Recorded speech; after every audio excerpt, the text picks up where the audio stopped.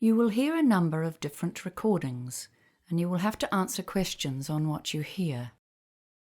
There will be time for you to read the instructions and questions, and you will have a chance to check your work. All the recordings will be played once only. The test is in 4 sections. At the end of the test, you will be given 10 minutes to transfer your answers to an answer sheet. Now turn to Section 1. Section 1. You will hear a conversation between a bank clerk called Jeanette and a man who is asking for information on investing money. First, you have some time to look at questions 1 to 4.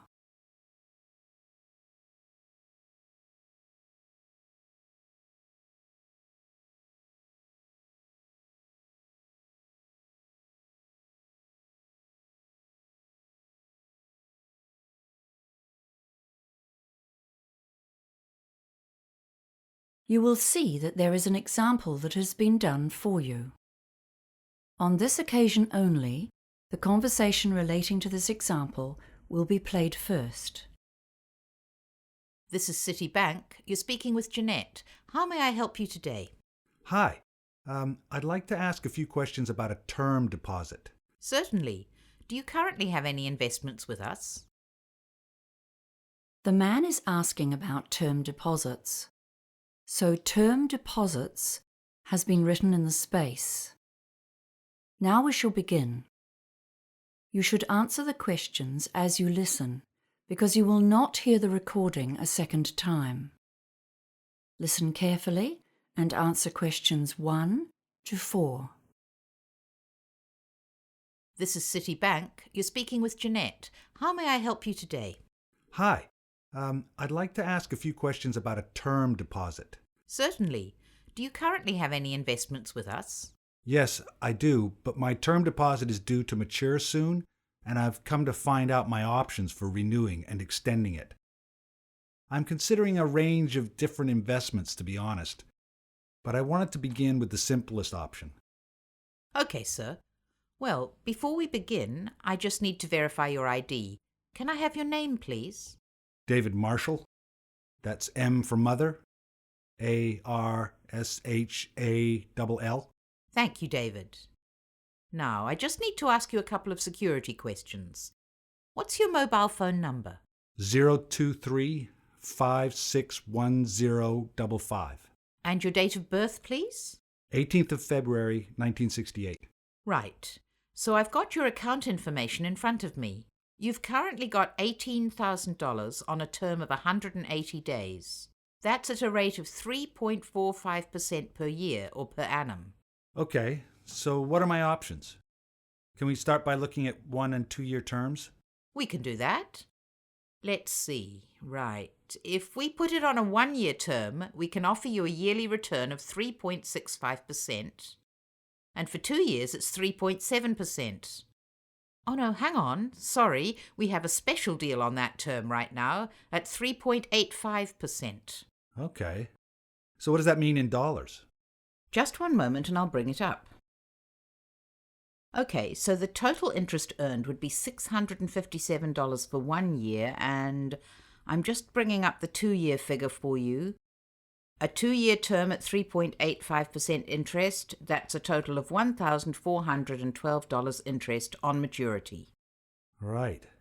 That's about a $700 difference. Yes, a bit more actually. Okay.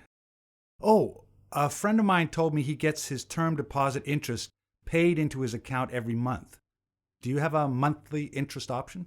Yes, actually. We do offer that on term deposits, but only on investments of $20,000 or more. Before you hear the rest of the conversation, you have some time to look at questions 5 to 10.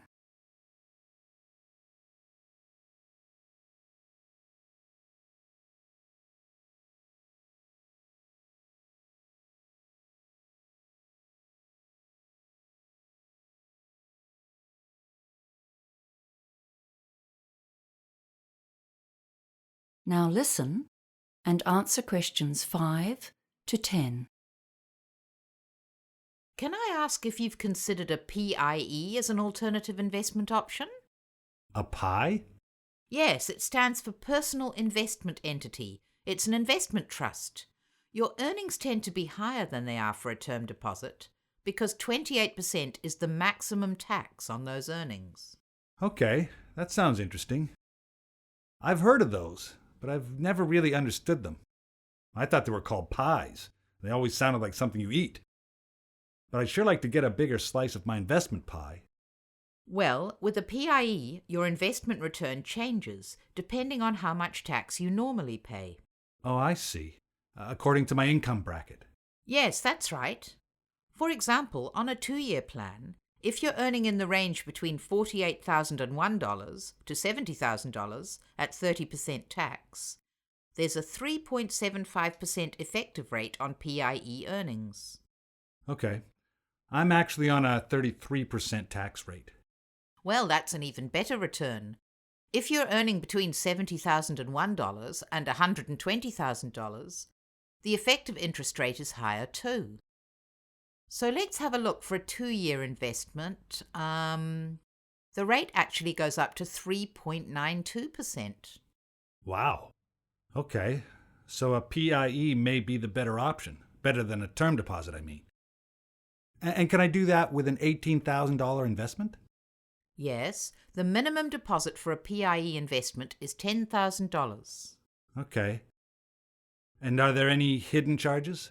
No fees at all for investing in a PIE. Well, that's good news. Oh, wait a minute. What about interest payment options? Is it the same as the term deposits? You have to have a minimum deposit to be eligible for monthly payments? Let me check the options here.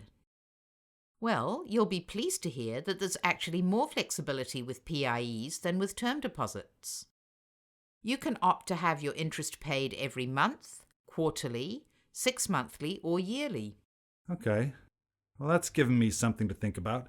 Would you like to apply today? No. I'll have to think about it, thanks. Certainly. If you do decide to go ahead with it, applications are processed in 2 days, as long as you have a bank account with us, which you do. You can apply on our website, by phone, or pop into one of our branches. Great. Thanks for your help. That is the end of section 1. You now have half a minute to check your answers.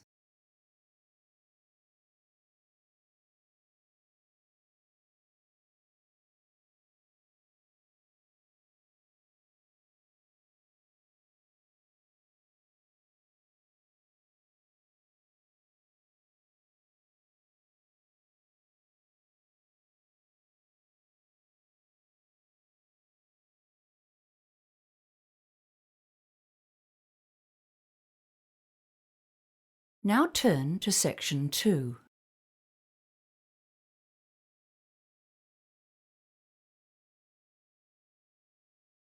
Section 2. You will hear a woman introducing the Lunar Realm amusement park. First, you have some time to look at questions 11 to 15.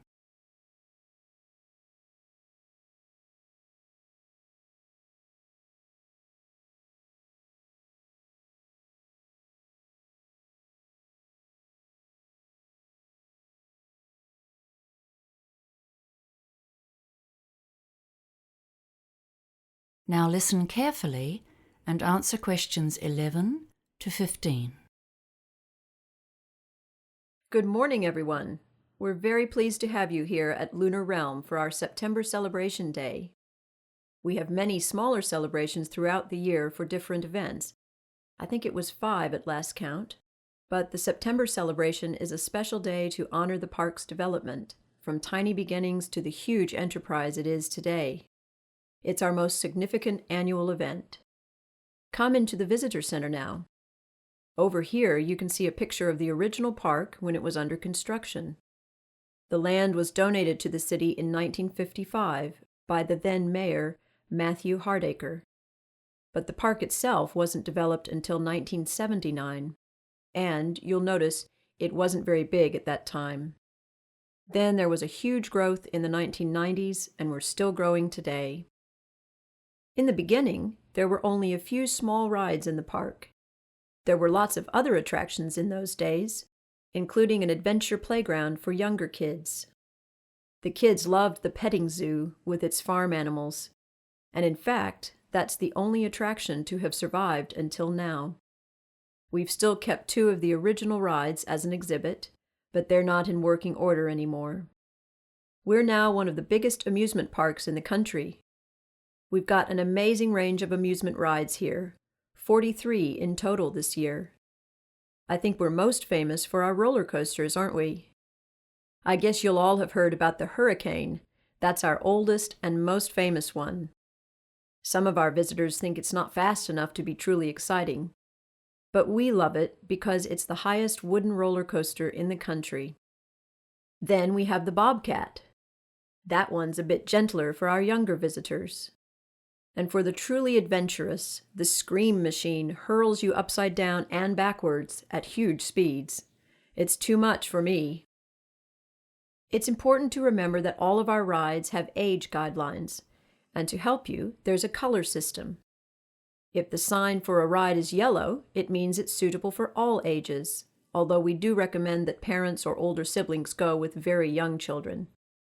Blue means that children younger than 14 can ride only if an adult accompanies them. And black, well, this means that you must be at least 110 centimeters tall to ride, regardless of age. We should say that no rides are really suitable for children younger than 18 months, but we do have a special section for parents with babies. Before you hear the rest of the talk, you have some time to look at questions 16 to 20.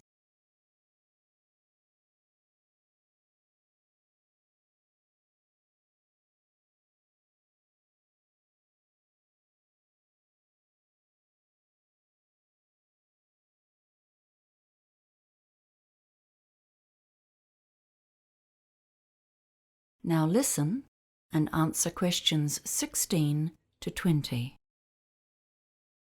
Now I'll tell you about the many options for food around the park. You can get a range of different cuisines, Italian, Chinese, and so on. All of that's in the food court in the center of the park. But there are lots of other places as well.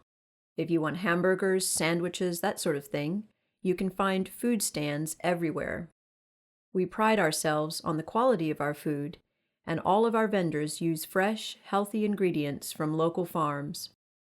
Don't forget the special events we've planned for the anniversary celebration. There are 2 main events today, and they're both free. The first is the afternoon parade. It kicks off at noon, so arrive a bit early if you want a good view.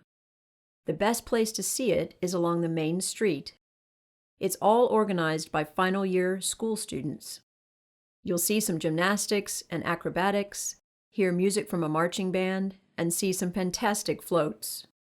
The parade has become one of our feature events of the year. The second big event today is an evening concert, which takes place at our main amphitheater. The concert features singing and dancing, costumes and lights, and there's a different theme each year. This year, the theme is Hollywood, and it's all about classic style and old films. The concert starts at 7 p.m., but try to arrive by 6:45. Now, I know you're all eager to get out there and have fun, but before you go, I'm just going to tell you some information about safety and security. If anyone needs medical attention, we have help available.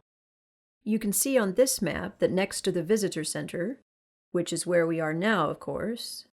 Can you see this red dot? Yes, so that is one of our 10 first aid centers. If you get hurt, all you need to do is ask a member of staff to direct you towards the nearest one.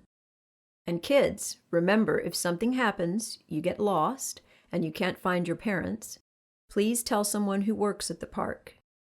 Just look for someone dressed in the Lunar Realm colors, and they will assist you. And for anyone who has a problem of any sort, you can come and talk to a member of our security team at any one of the many guard stations. Those are the blue dots here on the map. Don't forget to take a copy of the map. That is the end of section 2. You now have half a minute to check your answers.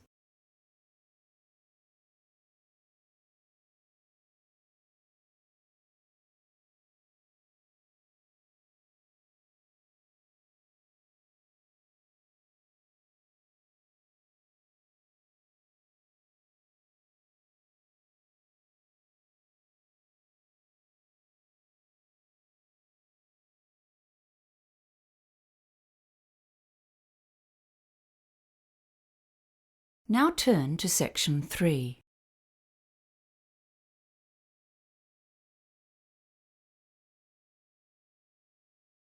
Section 3. You will hear a conversation between a peer tutor and an engineering student who needs help with a project. First, you have some time to look at questions 21 to 24.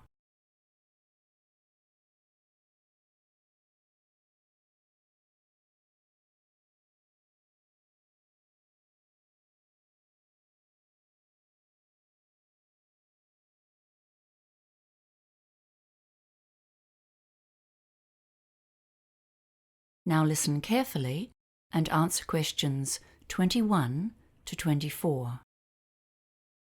Hi, John. Thanks for seeing me today. I'm really struggling with my project. I have to come up with a design for a water treatment system, and I'm really not sure what I'm expected to do. Well, as peer tutors, we've been taught to follow a process in these tutorials, okay? The first step is to look closely at the task instructions. That sounds good. I'm also... well, we've been told to do some research, but I don't know where to start. It's always hard to start with. We've got about 45 minutes today. That should give us some time to go over it. Have you done much research before? No. This is my first project like this, and I'm really stressing out about it. I went to a seminar about research at the start of the year, but I've forgotten most of it. Well, that's fine, because the next step in our tutorial will be to consider some common research strategies that you can use to get started. With engineering, a lot of the projects you do are practical, so you can think about how you can access other people's write-ups of similar projects. Yes, that sounds useful. How do I find those? Well, there's always the online databases, but you need to know what search terms to use. So, can you think of any useful terms? Cameroon, I guess? And maybe grey water? Yes, good. But those might not give you many hits. What about the type of research? I've always found it helpful to search for case studies, you know? There's probably a whole lot of those on systems set up for other villages in developing countries that you could look at. I've got a couple here actually. They're on different topics, but we can look at the structure and develop some useful ways to focus your research. Is there anything else you'd like to look at today? I can't think of anything right now. That all sounds good. Great. Then the next step is to come up with an action plan. How long have you got? To finish the project? 4 weeks, I think. It's due on the 6th. Before you hear the rest of the conversation, you have some time to look at questions 25 to 30.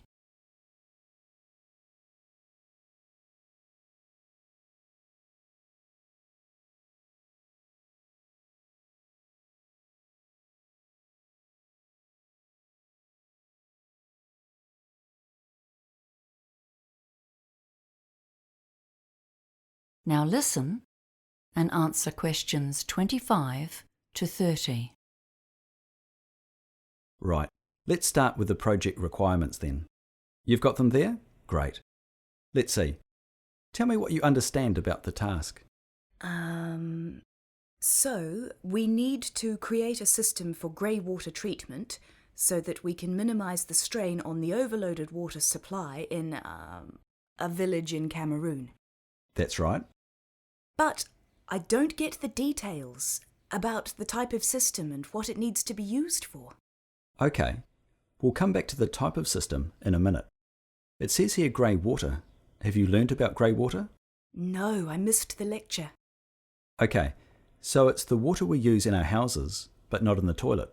The water that goes down the drains, not into sewage. It can be recycled because it's relatively clean. So what might the water treatment system try to do? Treat it and direct it somewhere else? Exactly. Why treat it? 'Cause... oh, right. I get it. 'Cause it's still going to have bacteria in it. That's why it needs to be treated. That's right. And then when it's treated, what could it be used for? something else, like irrigation in gardens? Yes, there are other practical uses too, inside the house. For toilet systems? Oh, what about for laundry? Yes, exactly. That's a good example. Okay, that's pretty clear now. Thanks. Great. Now, let's think about the type of research you might need to do. I'll need to look at different types of water treatment systems, so I know the pros and cons of each one. Good. Where would you look first? The internet? Yes, but be careful. Remember, you're likely to find a lot of biased websites. You know, manufacturers wanting to advertise their brands. It might be better to use the engineering library. I'm not too confident about using the library, to be honest. It's so hard finding the right resources. It's often about choosing the best search terms to put into the catalogue search field. Yeah, I try to do that. Like water treatment? That might be too broad. Grey water treatment systems? That's more like it. And you'll need to search for systems designed for residential, not commercial use. There's a big difference. I usually end up borrowing a massive pile of books, then get home and find they're useless. Try reading through the contents before you take them out. Flick through to relevant sections. Often it helps to read parts, not all the way through, but... Just to get the main idea. That's right. Oh, and I see this as an EWB project. Have you seen the website? It might have some exemplars of the winning designs from last year's competition. No, I saw that and didn't know what EWB meant. Engineering Without Borders is what it stands for. That is the end of section 3. You now have half a minute to check your answers.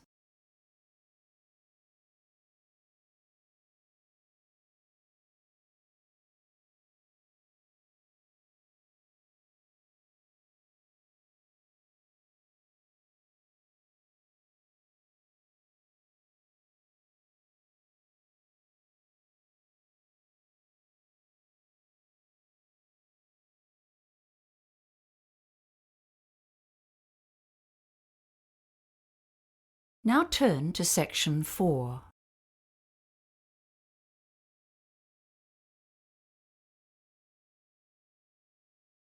Section 4. You will hear a talk on the topic of the caveman diet. First, you have some time to look at questions 31 to 40.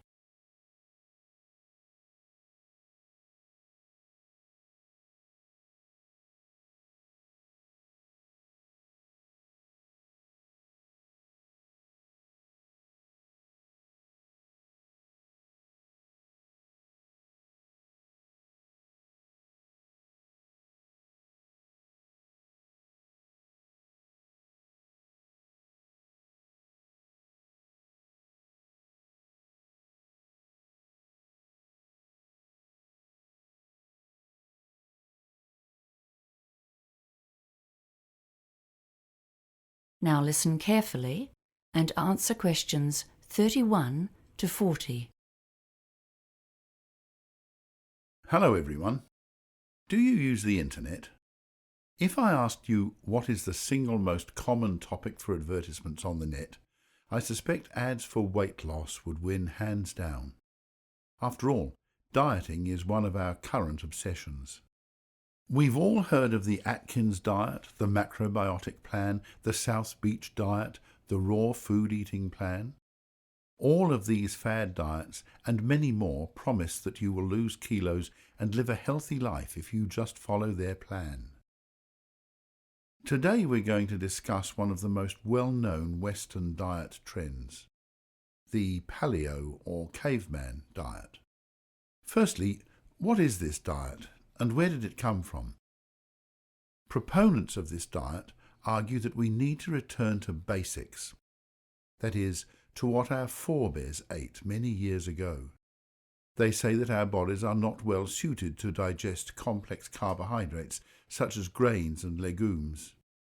We should be eating a hunter-gatherer diet, rich in lean meat, fish, nuts and berries, and without wheat, oats or other grains that came into our diet after the invention of agriculture.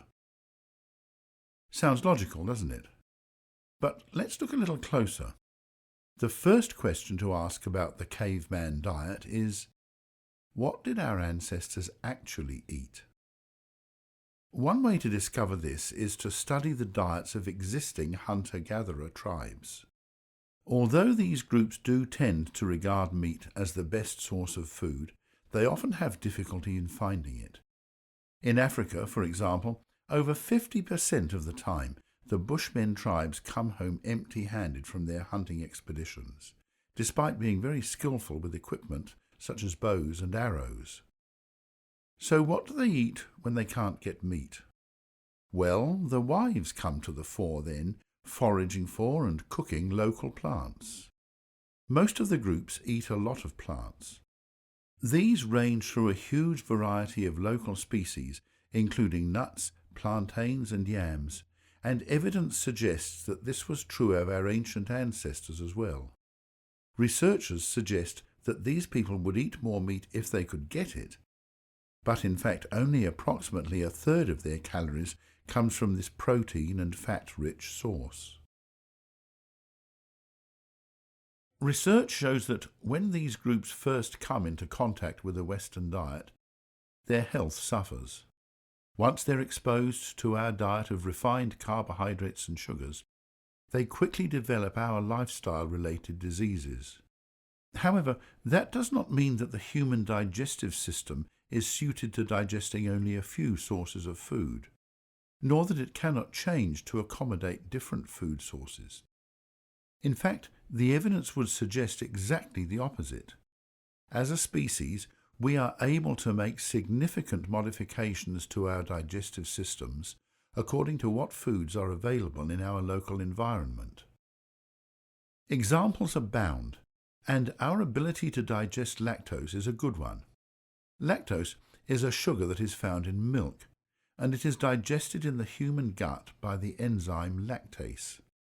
In communities in Europe, the Middle East, and Africa that traditionally herd cattle and drink cow's milk, this enzyme is present and people can digest milk products.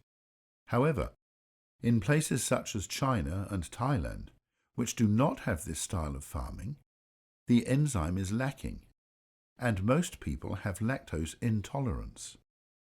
Another example is the ability to digest the sugars from starchy foods. Communities that eat a lot of these foods have saliva that breaks down starchy foods before they reach the gut, whereas other groups have more difficulty in getting nutrition from high-starch sources. In fact, if you look at indigenous cultures around the world, there is a huge variety of successful diets. The Inuit get nearly all of their energy from high-fat sources, such as seal meat. The Jains in India have religious beliefs which prohibit eating any living thing, including eggs, but which do, however, allow for the consumption of milk products. Other groups eat mostly fish or have an insect-based diet, depending on locally available sources of protein. So the idea that our caveman ancestors ate one homogeneous diet and that if we follow this we can all be healthy would seem to be an oversimplification. Diets are the result of complex cultural dietary practices. People can and will eat just about anything. So, if we can eat a variety of diets, is there anything actually wrong with following the caveman diet? Well, firstly, on a practical level, it's an expensive way to get your daily calories. Few of us can afford to satisfy all of our energy requirements on a diet which depends on lean wild meat and nut oils. A few carbohydrates provide a cheap, filling and substantial energy boost for most of us. Secondly, a diet which includes a large proportion of red meat may not be good for our long-term health if our bodies are adapted to a sedentary lifestyle and a plant-based diet. We simply get less exercise than our ancestors did, and so we are more prone to some illnesses than they were. Finally, if we all start to eat a wild meat-based diet, this will have negative implications for the environment, because it's not a sustainable way to feed a lot of people. That is the end of section 4. You now have half a minute to check your answers.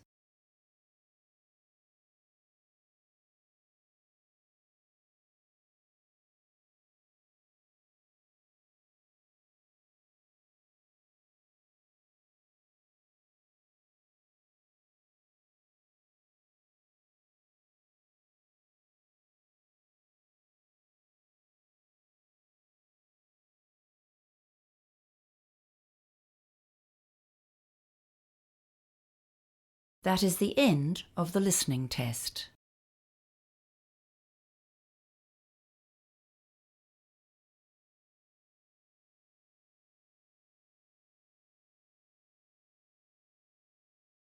Thank you for watching. For more advantages, please share this learning exercise video to your friends.